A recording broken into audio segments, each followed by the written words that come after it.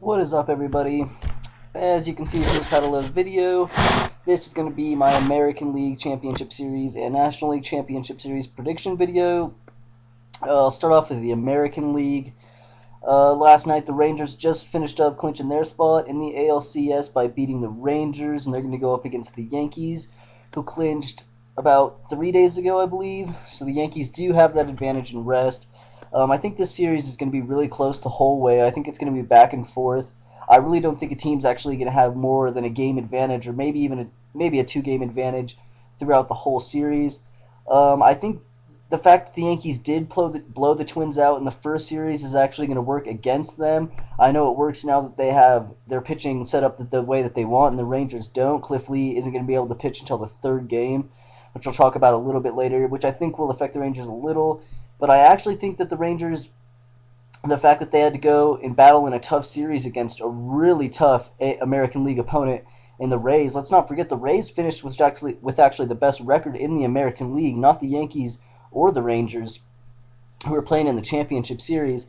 And I think that the fact that the Rangers eliminated them, and even eliminated them in 5 games, is actually going to help them, because they are in that competitive mode now. They're in playoff baseball mode, whereas the Yankees, I really don't think, have had to go into competitive playoff baseball mode yet. The Yankees just knocked the Twins out. The Twins had a lot of injuries, though, and I really don't think the Twins were playing up to par at the level that they could have played and at the level that they played in the regular season.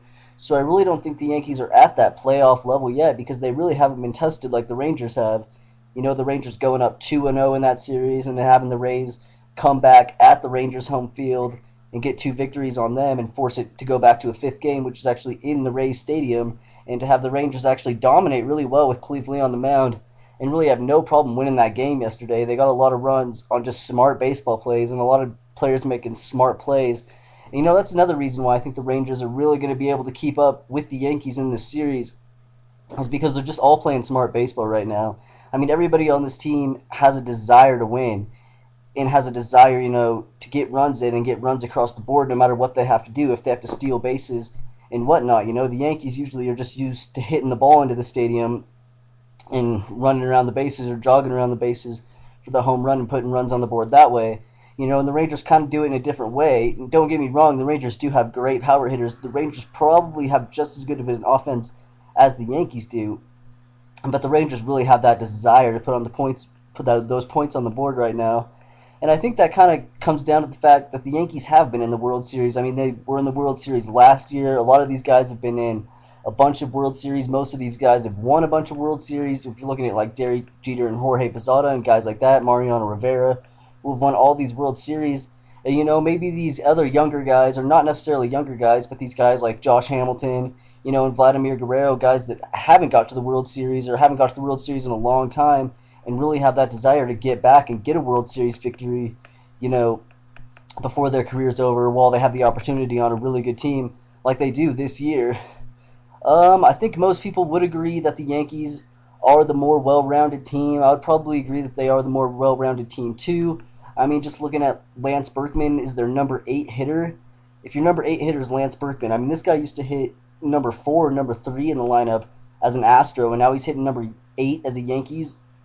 I mean, it just shows right there, top to bottom, anybody on this Yankee lineup can do damage. But I really think it comes down to pitching. The Yankees definitely have, I think, a little bit more of a sturdy rotation at this point than the Rangers do, which is kind of weird to say because people were questioning the Yankee pitching going into the playoffs anyway. But I think other than Cliff Lee, you can't really look at a real ace or a consistent guy to look forward to get a victory out there as far as you're a Rangers fan. But I think that their offense will a little bit make up for it, and the fact of what I talked about earlier, that the fact that they're pushing runs across, which you have to do in the playoffs. You can't always rely on your bats to fucking put those balls in the stadiums or put those balls and get doubles and triples and all that to knock runs in. A lot of times you have to play small ball and do bunts and do sacrifices and squeezes and just push those runs across. Then you got to hold on to a lead. And I think that's what the Rangers are going to do a little bit, actually a lot better in this series than the Yankees are going to do. I'm going to have to take the Yankees in 7 in this one. I think it's going to be a really good series. I just think the Yankees are going to be a little bit too poised. But expect this to be an extremely good series, and expect this to be kind of like the underdog versus the Empire, because I think that's what it's going to kind of turn out to be by Game 7. is most of us, casual baseball fans are really going to be rooting for the Rangers. And don't get me wrong, I'm going to be rooting for the Rangers. I'm definitely not a Yankees fan. But that team is just too talented, and everybody on that team is just too poised and too used to playoff baseball to where I think that they're probably going to win it in 7. But it'll be a good series. I think it'll be the better series out of the two. So expect a lot of excitement in that one. Now let's talk about the National League. I don't think this series will be quite as good. This is going to be the battle of two teams that have really great pitchers. I mean, if you look at the Giants, Lincecum and Kane. If you look at the Phillies, it goes all the way from Hamels, Oswalt, and Roy Halladay, excuse me. So, I mean, the Phillies really aren't going to have to even start anybody else other than those 3 aces that they have. I don't think they're planning on going to a 4-man rotation. I don't think the Giants are either, so they're going to turn over their 3 big guys pretty quick too. But I think you have to give the edge. I mean, you have to give the edge to the 3. I mean, almost all of them won Cy Youngs. I'm not sure if Roy Oswalt won a Cy Young, but Cole Hamels and Roy Halladay have definitely both won Cy Youngs. And Roy Oswalt is definitely a Cy Young award-worthy pitcher year in and year out. I'm going to take the Phillies to win this one in 6.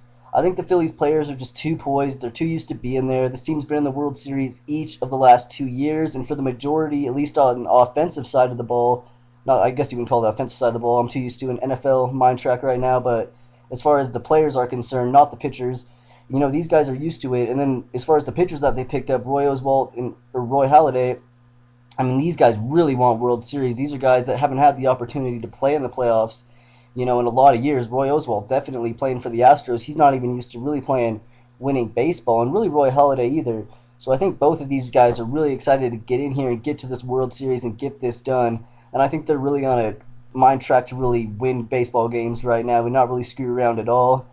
I expect this, as I said, Phillies in probably 6. It'll be a good series because I think Lincecum and Kane will keep it in it, and just the fact that the Giants do have, from top to bottom, a really good pitching staff. Don't expect the Phillies to be putting up a lot of runs against this Giants team game in and game out. I think we're going to see a lot of 3-2, 2-1 games in this series. And that's pretty much it. I will give you my World Series predictions when they come out, and tell me what you guys think.